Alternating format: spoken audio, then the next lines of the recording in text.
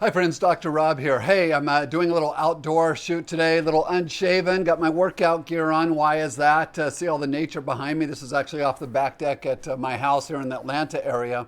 All the nature, I was fully immersed in nature about this time yesterday, and that was, I was doing one of those Spartan races. You know, the kind of races where you're running through the mud holes and you got your team and you're helping people scale these unscalable walls and climbing up and down cargo nets, and it's 5 miles of 20 obstacles and a whole bunch of torture in between. Hey, I did one of those. Here's what was so interesting. I had done a couple of them last year. If you followed these videos, you know that. But I was all done. I was done with them. Talking with my wife one day, and she had gone and seen all of these races with me when I was out there. She would be in her lawn chair waiting for me to get back from competing, because the shortest one's 4 to 5 miles, then you have an 8 mile one, and the one they call the Beast, which is just don't even do it. It's stupid. It's so hard. It's 13 miles. It takes 6 hours and it kills you. But she goes, you know what? Actually, that looks like a lot of fun. And so I said, hey, hon, I'll tell you what, why don't you get in really good shape and we'll put together a team and we'll help you over all the obstacles. We'll help you when you can't do an obstacle with your burpees, and let's do one together.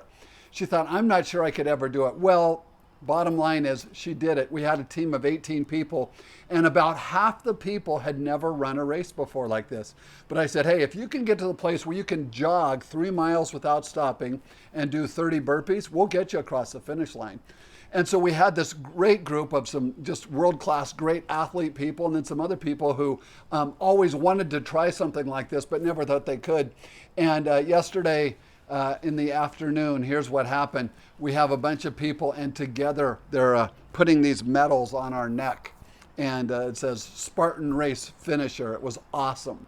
Now, I shouldn't say that.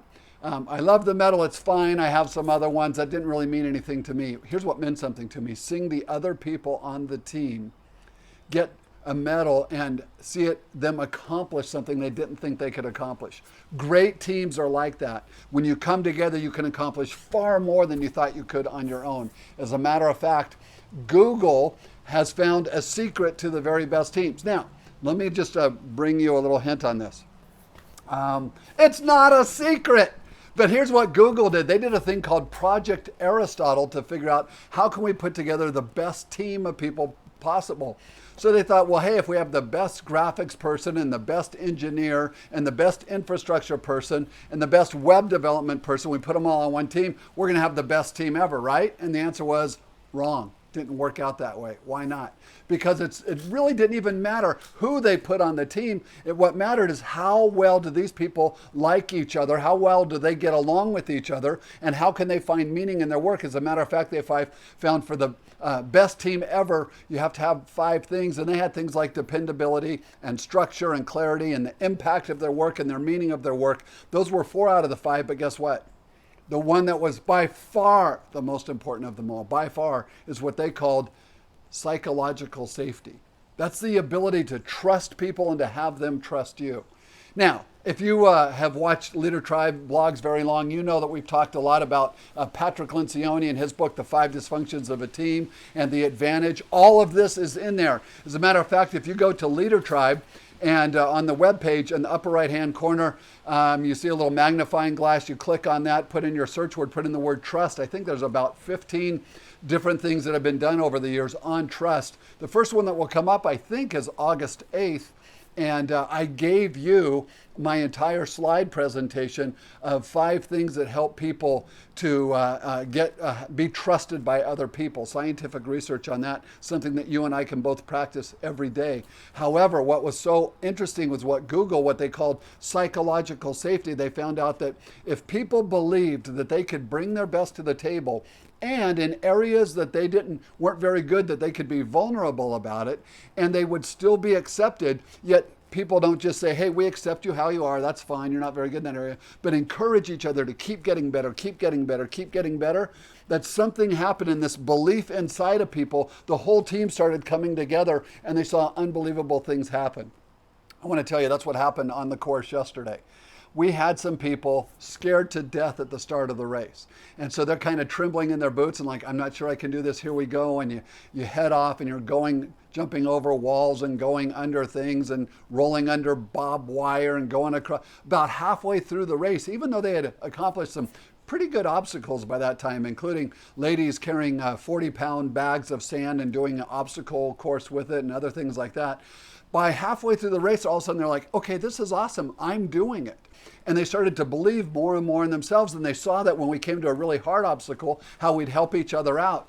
2/3 of the race way through, everyone started to like pick up the pace a little bit. Why? Because it was becoming exciting. And by the end, forget about it. We had so much fun. Why? Well, because we had created by then that psychological safety, that vulnerability-based trust. You guys, I cannot emphasize how important that is. If you have a work group and that's just somebody who's working together on a project, good for you. But you want to turn that into a team, it all starts with psychological safety or trust. How do you do that? You can go back and watch those earlier videos or get my free award-winning PowerPoint that I did for a university forum. Go back and get that. Again, that's all free for you. And what I want to tell you is that start building the team based on trust. The very next meeting you're in, before you start getting into all the details of the project, say, hey, I want to start with a little question for everyone today. In your childhood, what was one of the biggest things that you kind of had to overcome to become the person you are now? And say, we want to go around. You don't have to answer, but I'd like everyone to if you could. And as a matter of fact, I'll go first and let's just go around. Limit your answers to about a minute. You're going to learn things about people you never knew. Go, wow, that was really interesting. And every one of those, you can commend people because in their mind, it's something they overcame. Next meeting, start it off with a different question. Next one, a different question. And see what happens just with those little efforts. Hey, this is Dr. Rob. Any way I can serve you, I look forward to doing it. If you have a team, you've got to have trust. If you don't have trust, you've got a work group, but probably not the best team you could ever have. Great being with you. Thanks so much for watching, and we'll see you again next week.